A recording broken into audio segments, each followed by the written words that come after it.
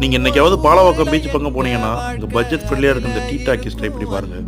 கடைக்குள்ளே போனால் ஆம்பியன்ஸ் வேறு லெவலு. பில் கவுண்டருக்கு பின்னாடி சினிமா போஸ்டர்ஸ்லாம் ஒட்டி பக்காவாக ரெடி பண்ணி வச்சுருந்தாங்க கடையை. உட்காந்து ஃப்ரீயாக ஒய்ஃபை யூஸ் பண்ணிட்டு ஒரு இஞ்சி டீ ஆர்டர் பண்ணேன். இஞ்சி டீயோட டேஸ்ட்டு வேறு லெவலு. கொடுத்த காசுக்கு ஒருத்தண்டே சொல்லலாம்.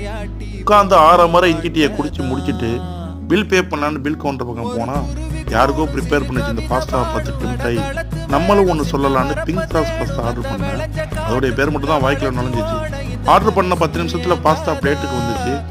பார்க்கவே ரொம்ப அருமையாக இருந்துச்சு. சரி டேஸ்ட் பண்ணி பார்க்கலாமான்னு டேஸ்ட் பண்ணி பார்த்தேன்.